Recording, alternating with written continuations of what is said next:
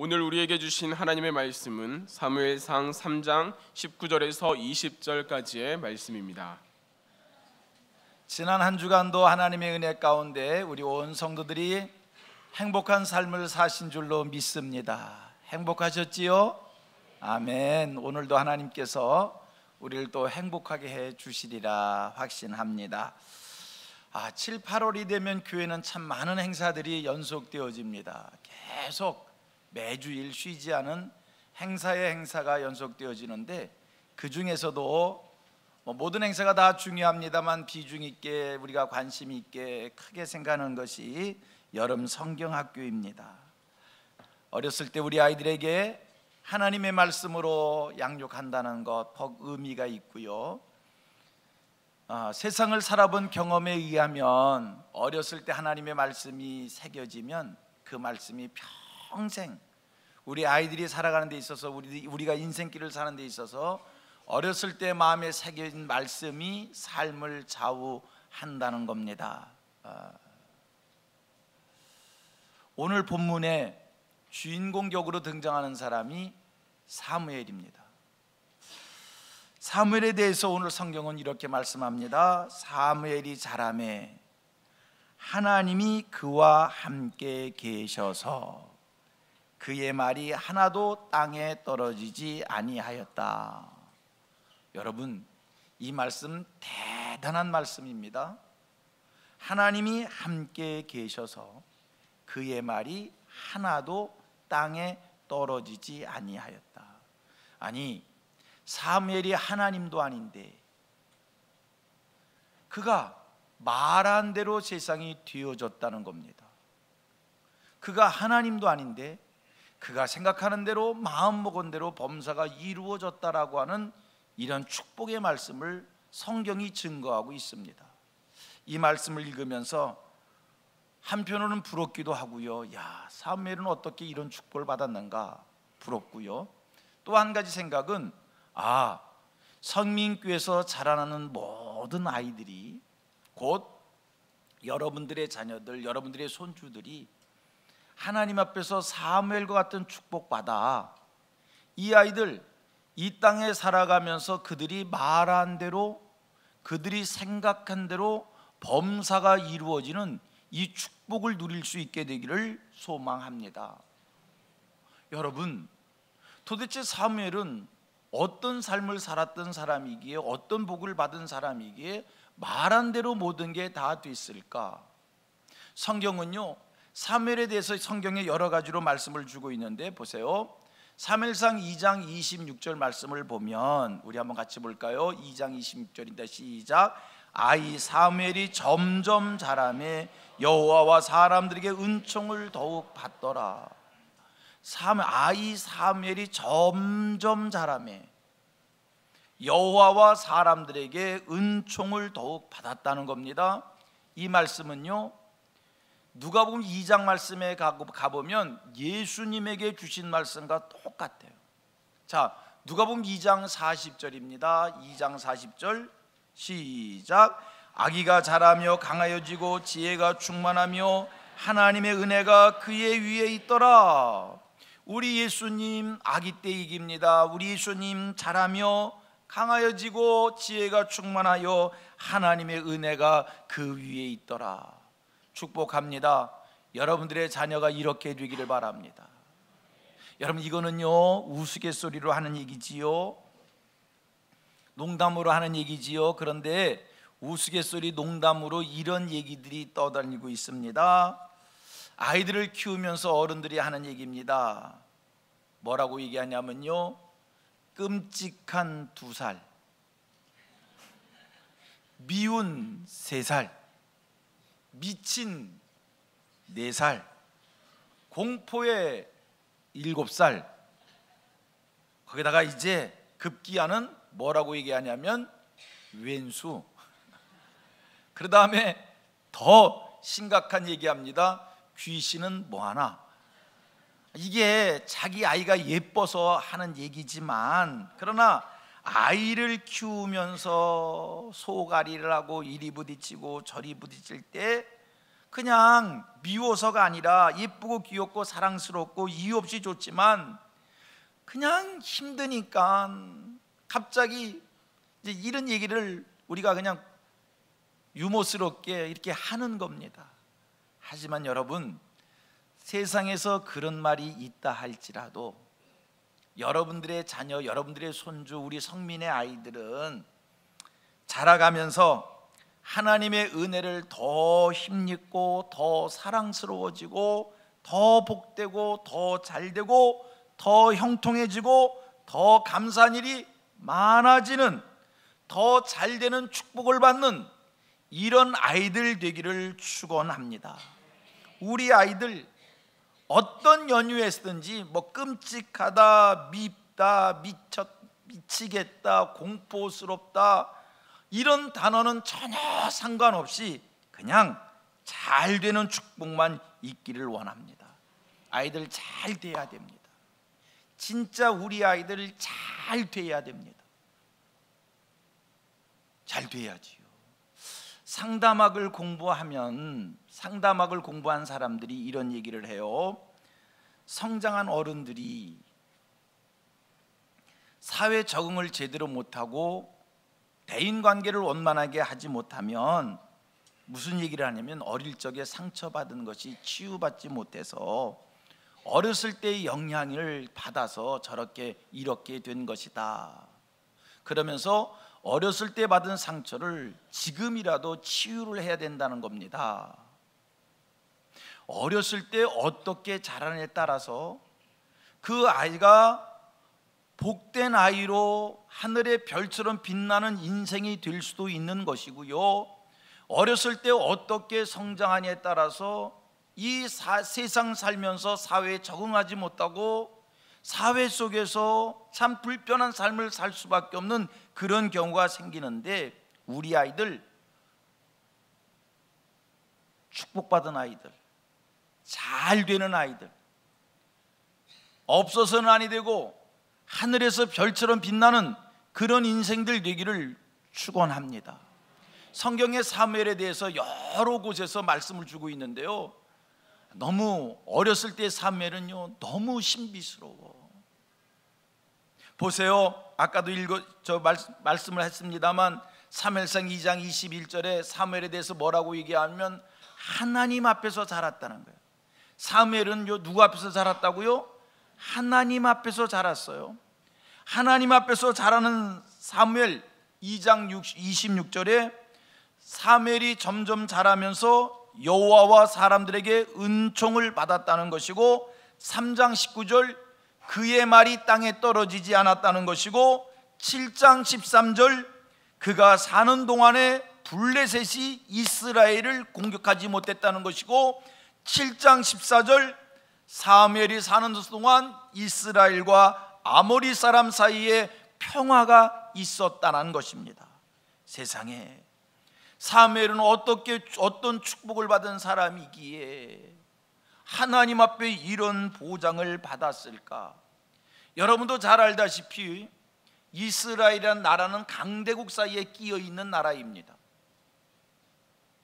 그래서요 이 나라는요 늘 전쟁이 끊이지 않았어요. 툭하면 주변에 있는 강대국들이 이스라엘을 공격하고 이스라엘을 괴롭히고 수많은 어려움을 겪었던 민족이 이스라엘인데, 성경은 얘기합니다. 사무엘 시대는 전쟁이 없었고 평화로웠다는 겁니다. 그러면서 부연 설명이 어떻게 해서 사무엘이 살던 시대에는 전쟁이 없었고 평화로웠는가?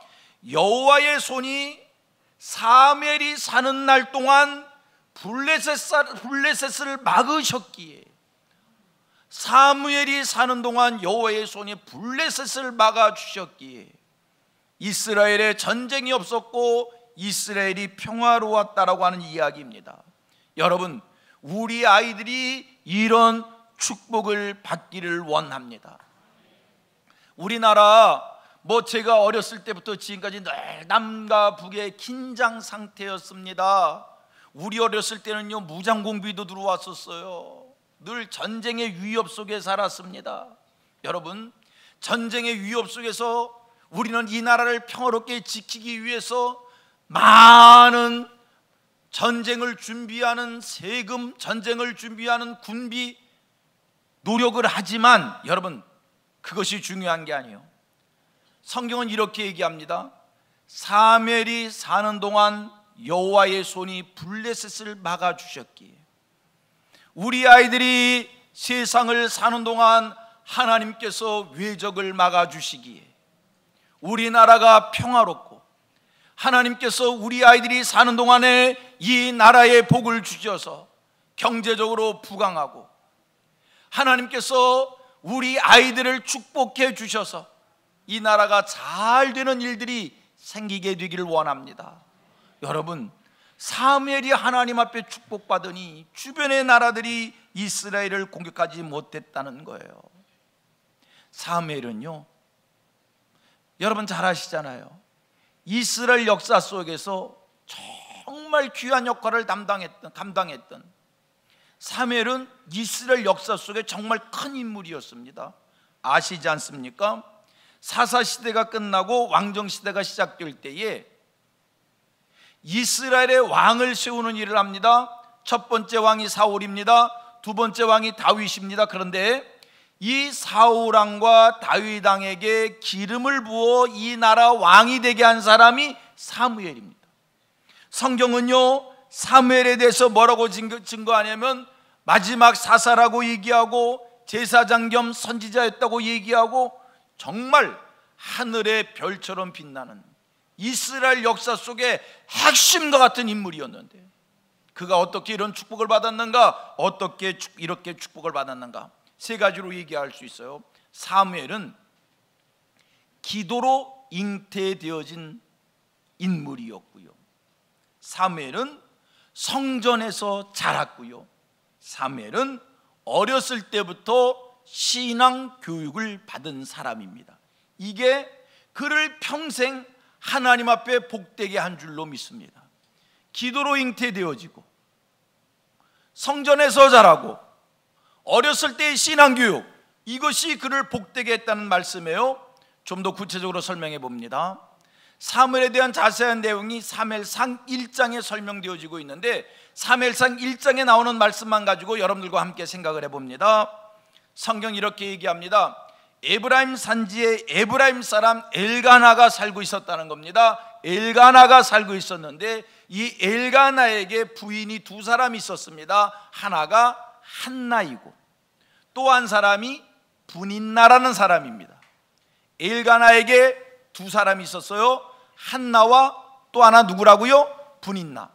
그런데 한나는 엘가나의 사랑을 받았음에도 불구하고 하나님께서 그에게 자녀를 주지 않아서 자녀가 없었고, 분인나는 자녀가 있었습니다. 분인나 자기는 자녀가 있고 한나는 자녀가 없었는데 그것만 가지고도 한나가 스트레스 아니겠습니까? 그런데 분인나가 좀 못됐어요. 자녀가 없는 한나를 계속 약을 올립니다. 한나는 그것 때문에 속상해합니다. 격동합니다. 그것 때문에 괴롭습니다. 그것이 기도가 됐어요. 하나님, 내게도 자녀를 주세요. 분인나는 자식이 있습니다. 나는 자식이 없습니다. 자식 없는 나한테 자녀를 주세요.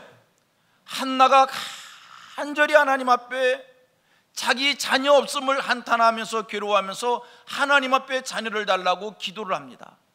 그가 얼마나 간절히 기도를 했든지 그때의 선지자가 엘리 선지자입니다. 엘리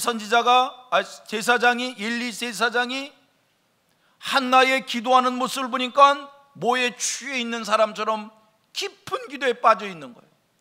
깊이 하나님 앞에 간절히 자녀를 달라고 기도합니다. 그 기도가 사무엘상 1장 10절 11절입니다. 우리 한번 같이 봅니다. 제가 먼저 읽습니다. 시작. 제가 읽습니다. 한나가 마음이 괴로워서 여호와께 기도하고 통곡하며, 그 다음 11절 시작. 서원하여 이르되 만군의 여호와여, 만일 주의 여종의 고통을 돌보시고 나를 기억하사 주의 여종을 잊지 아니하시고 주의 여종에게 아들을 주시면 내가 그의 평생에 그를 여호와께 드리고 삭도를 그의 머리에 대지 아니하겠나이다. 하나님, 내게도 자식을 주세요. 만약에 하나님이 내게 자식을 주시면 이 자식을 내가 하나님께 드리겠나이다, 하나님 앞에 구별시키겠나이다 통곡을 하면서 자녀를 달라고 하나님 앞에 기도했고, 하나님께서 그 기도를 들으시사 한나에게 잉태케 하였고, 그리고 그가 낳은 아들이 사무엘입니다. 이렇게 사무엘은 기도로 얻은 아들이에요. 기도로 얻은 아들이니 일반 보통 사람하고는 어딘가 달라도 다르지요. 여러분, 호기 자리에 함께 예배하는 우리 성도들 중에 자녀를 기다리는 분들이 있을는지 모르겠어요. 기도하세요. 실망하지 마시고요, 낙심하지 마시고요, 기도하세요. 하나님이 잉태케 하면, 하나님께서 자녀를 낳게 하면 낳을 수 있어요. 기도의 분량을 채우십시오. 한나처럼 간절히 기도하십시오. 기도에서 얻은 자식은 여느 자식과는 분명 다를 것입니다. 아이들을 키우다가 아이들이 힘들게 하고 어렵게 하면 여러분 불평하지 마세요. 기도하세요.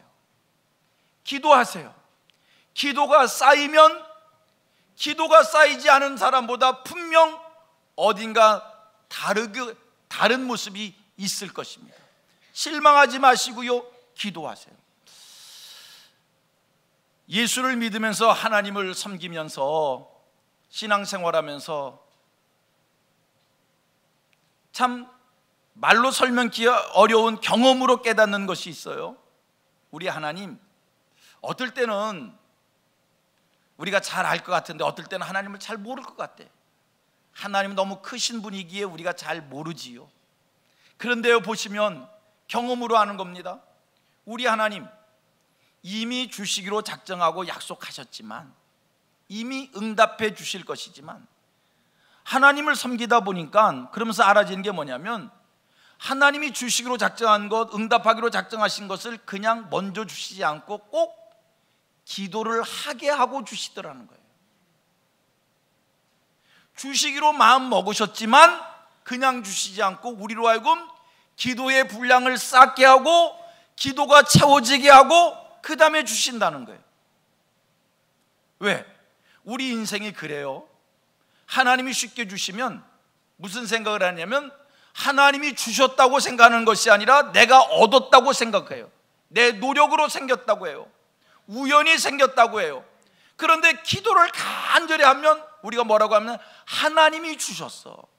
우리 하나님, 당신이 우리에게 듣고 싶은 말씀 하나님이 하셨습니다, 하나님의 은혜입니다, 이 얘기를 우리에게 들으시려고, 우리를 통해서 영광 받으시려고 그냥 주시는 것이 아니라 기도하게 하고 주십니다.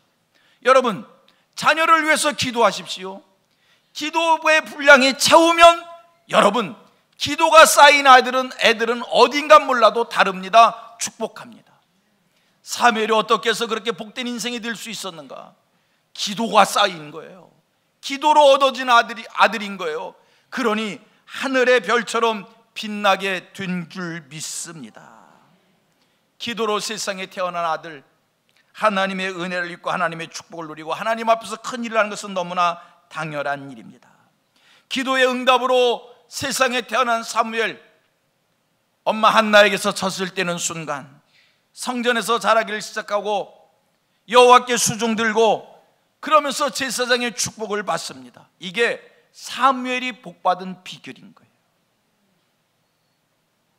여러분들이 한 가지 아실 것은요, 사무엘이 살던 시절이 그렇게 만만한 시절이 아니었다는 겁니다. 성경은 사무엘의 시대에 대해서 여호와의 말씀이 희귀한 때이고 이상이 보이지 않았던 때라고 말씀합니다. 깜깜한 시대였어요. 얼마나 죄악이 만연한 가득 찬 세상이었는지 성경에 이렇게 설명합니다. 사무엘이 지나던 시절, 어린 시절 세상에 죄가 얼마나 많았는가 한 가지 예입니다. 엘리 제사장에게 자식들이 있었습니다. 제사장 자식들입니다. 그런데 이 제사장 자식들이 한 짓이 뭔지 아십니까? 제사장들이 여호와께 제사를 하기 위해서 고기를 삶으면 고기 삶는 솥에다가 칼코리를 집어넣고 고기를 꺼집어내어 자기의 것을 삼습니다. 세상의 악함은 어떻게 이렇게 악할 수 있을까? 이게 사무엘이 살던 시대의 악입니다. 제사장 자녀들이 얼마나 큰 악을 저질렀는가? 회막문 앞에서 수종들은 여인들과 동침을 합니다. 이게 사무엘이 살던 시대의 세상의 악입니다. 그런데 여러분, 이렇게 악함이 있고 이렇게 죄악됨이 있고 이렇게 깜깜한 시절에 사무엘 죄를 떼묻히지 아니하고 거룩했어요. 구별됐어요. 그런 속에서도 하나님의 축복을 받았어요. 그런 속에서도 하나님의 은혜를 입은 자가 되었어요. 어떻게 그럴 수가 있었을까? 죄악이 가득한 세상에서, 흑암이 가득한 세상에서 어떻게 사무엘 그럴 수가 있었을까? 여러분, 그것이 하나님의 축복인 거예요. 기도가 쌓인 아들이고 성전에서 자라며 하나님의 말씀으로 양육받으니 죄가 관영한 세상 속에서도 죄에 때묻히지 않는 인생이 되었다는 것입니다. 여러분, 오늘 우리가 사는 세상이 악합니다. 이 세상의 악한 것을 제가 이 짧은 설교 시간에 말로 설명하지 않겠습니다. 분명한 사실, 우리 세상 너무 죄가 많습니다. 아니, 이러고도 이게 사람 사는 나라라고 얘기할 수 있는 것인지, 너무나 부끄러운 죄가 많습니다. 유혹이 많습니다. 시험된 일들이 많습니다. 하지만 여러분, 우리 아이들이 이런 세상에서 산다 할지라도 우리 아이들 그런 속에서도 죄로부터 보호를 받고 시험된 일로부터 건짐을 받고 세상을 이기며 사는 하늘 백성들 되기를 소망합니다. 어떻게 그럴 수 있을까? 우리 아이들이 사무엘의 축복을 받으면 됩니다.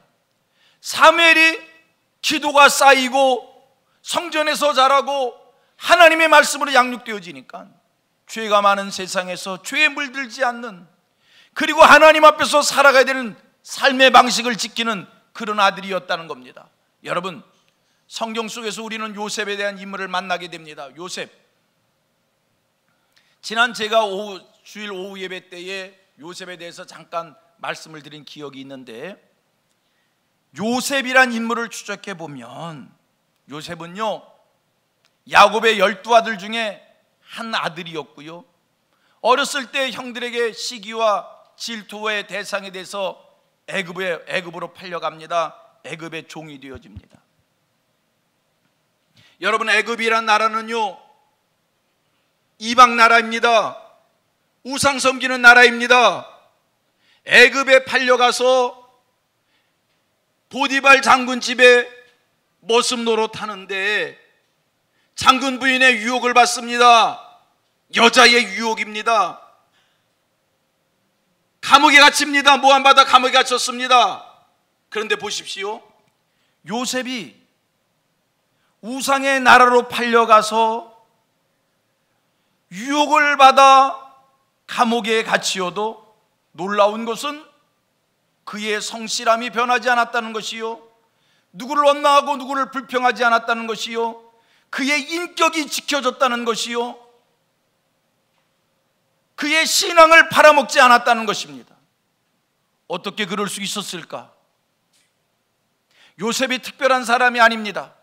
요셉 어렸을 때 부모로부터 신앙 교육을 받으니 애굽에 가서도 유혹을 이길 수가 있었고 죄를 이길 수가 있었고 양심을 지키고 도덕을 지키고 인격을 지키고 신실한 자로 원망할 일이 있어도 원망하지 않고 불평할 일이 있어도 불평하지 않고 성실한 자의 모습으로 살 수 있었다는 겁니다. 뭐라고요? 어렸을 때의 신앙교육이 그를 그렇게 만든 겁니다. 어렸을 때 신앙을 심어주었더니 마음을 지키고 신앙을 지키고 세상을 이기는 자가 되어진 것입니다. 어릴 적 신앙교육 중요합니다. 어릴 적의 신앙교육은 평생 살아가면서 인격을 지키게 합니다. 어릴 적의 신앙교육은 평생 살아가면서 도덕적인 사람 되게 합니다. 어릴 적의 신앙교육은 세상의 유혹을 이기게 합니다. 세상을 이기게 합니다.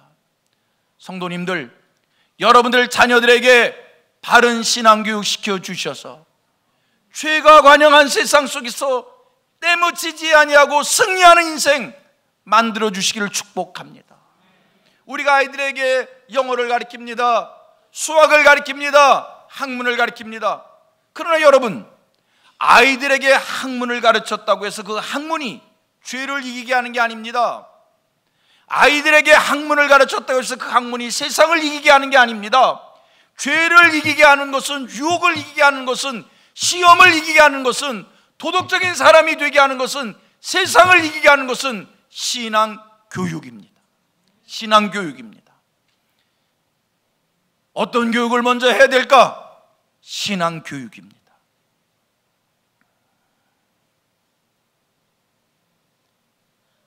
묘목을, 나무를 심었습니다. 어린 나무, 부목을 반듯하게 잡아주면 이 나무가 무성하게 자라도 반듯하게 곧은 나무로 서게 되어집니다.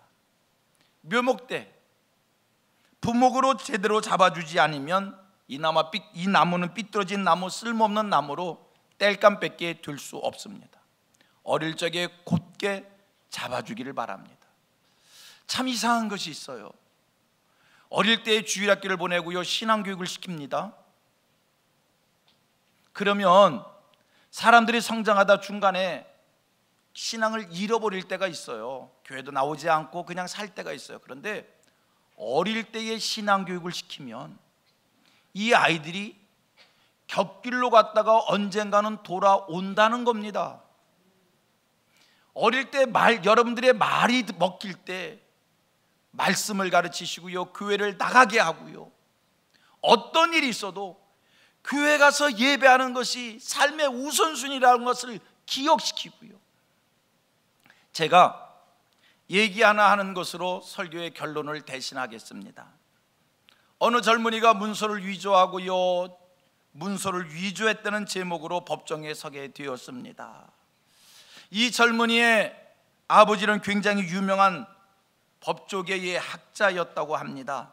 그를 재판한 재판관도 일찍이 이 젊은이 아버지로부터 공부를 했고, 이 젊은이 아버지가 쓴 책을 가지고 공부했고,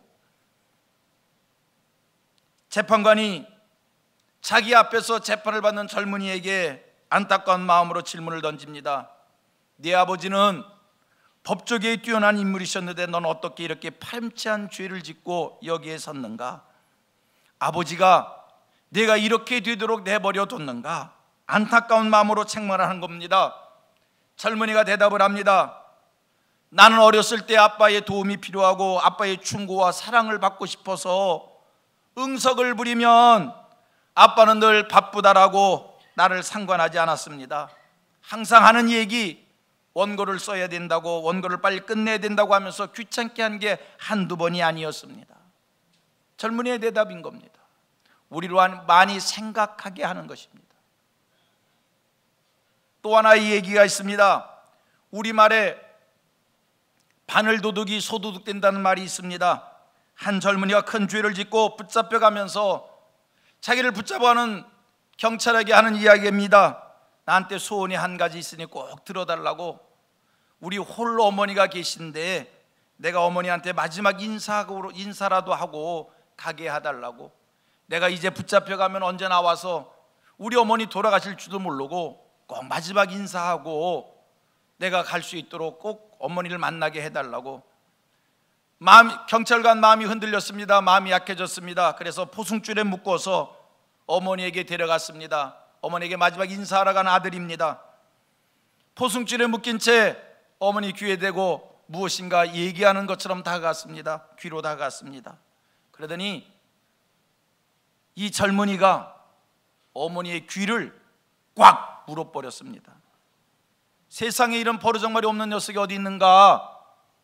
마지막 어머니에게 할 말이 있다고 해서 데리고 왔는데 어머니의 귀를 물어? 이 못된 놈. 경찰관이 흥분해서 꾸짖는데 젊은이가 하는 소리가 있습니다. 내가 어려서 바늘도둑질할 때 어머니가 따끔하게 일구어 주었으면 내가 오늘 이런 죄를 짓지 않았을 텐데 왜 내버려뒀냐고 원망스러워서 그랬다는 겁니다. 여러분, 우리 성민교회 모든 어린이들이, 여러분들의 자녀들이 어렸을 때부터 바른 교육받기를 소원합니다. 어떤 이유 할 것 없습니다. 어떤 핑계 할 것 없습니다. 교육이 먼저입니다. 우리 아이들에게 도덕적 교육, 인격적 교육, 학문적 교육 필요합니다. 시켜야 됩니다. 그러나 학문적 교육보다 더 우선해야 될 게 신앙 교육인 줄로 믿습니다. 신앙 교육 안에 도덕 교육이 있습니다. 신앙 교육 안에 인격이 있습니다. 신앙 교육 안에 세상에서 출세하고 성공하는 축복이 있습니다. 여러분, 학문을 했다고 해서 축복을 받는 것이 아닙니다. 학문을 많이 했어도 복을 받지 못하면 학문 무슨 소용이 있습니까? 복은 하나님이 주십니다. 우리 아이들이 하나님이 주신 축복으로 이 세상을 살아갈 수 있도록 어떤 교육보다 우선해야 될 것이 신앙 교육인 줄 믿습니다. 우리 교회 여름에 여름 성경학교 합니다. 여러분 믿으세요. 뭐를요? 신앙 교육을 믿으세요. 아이들 성경학교 보내세요. 와서 놀다 가도 됩니다. 성전 뜰을 밟는 것이 중요합니다. 와서 놀다 가도 됩니다. 하나님 말씀 한 절이 심령에 새겨질 겁니다. 찬송가가 생겨질 겁니다. 이 아이들이 평생 살아가면서 내가 어렸을 때 여름 성경학교 갔었어, 내가 어렸을 때 교회 다녔었어, 이 말 한마디가 하나님 앞에서 끈앞을 되어서 이 애들 어디 못 갈 겁니다. 하나님 앞에 있게 할 겁니다. 신앙교육 여러분 믿고 보내세요. 어려서부터 하나님을 예배하는 법을 가르치고, 어렸을 때부터 하나님을 사랑하는 법을 가르치고, 어렸을 때부터 하나님이 계신 것을 인정하게 하고, 이것이 우리 아이들을 복된 인생 되게 하는 일인 줄 믿습니다. 우리 아이들 잘 돼야 됩니다. 진짜로 잘 돼야 됩니다. 그러나 분명한 사실, 우리가 사는 세상이 만만치 않다는 거예요. 세상은요 점점 더 악해진다는 겁니다. 분명한 사실입니다. 세상은 점점점 더 살벌해진다는 겁니다. 우리는요 그래도 도덕이 있는 세상에서 살았습니다. 우리는요 그래도 긍휼히 여기고 불쌍히 여기는 성품이 있는 사람들과 함께 살았습니다. 이제는요 이 세상 옆에서 누가 돌에 맞아 죽어도 눈 하나 깜짝하지 않습니다. 옆에서 누가 강도를 만나도 누가 하나 깜빡하지 않습니다. 눈 하나 깜빡하지 않습니다. 누가 굶어 죽어도 거들떠보지 않습니다. 이런 살벌한 세상에서 우리 아이들이 살아가야 됩니다. 이러한 살벌한 세상을 우리 아이들이 이겨내야 됩니다. 이런 살벌한 세상에서 우리 아이들이 영과 육이 깨끗이 보존되어져야 합니다. 어떻게 그런 세상 속에서 보존되어질 수 있을까? 사무엘이 살던 시절 말씀이 희귀한 시절이었습니다. 이상이 없는 시절이었습니다. 그래도 하나님 앞에서 그가 자라났더니 때묻지 않았습니다. 요셉 죄악이 있는 세상이었지만, 우상의 나라였지만 어렸을 때 말씀이 그를 지배하였더니 변하지 않고 하나님 앞에서 승리할 수 있었습니다. 우리 아이들도 사무엘처럼 요셉처럼 되기를 원합니다. 어렸을 때 신앙교육을 우선으로 여길 수 있는 성민의 모든 성도들 되어지기를 주님의 이름으로 축원합니다. 우리 같이 고백합니다. 신앙교육이 먼저입니다. 아멘 아멘. 다시 한번 신앙교육이 먼저입니다. 시작. 신앙교육이 먼저입니다. 한 번 더 하겠습니다. 신앙교육이 먼저입니다. 아멘. 신앙교육 속에, 말씀교육 속에 도덕이 있고 인격이 있고 성숙함이 있고 세상을 이길 힘이 있고 축복이 있는 줄 믿습니다.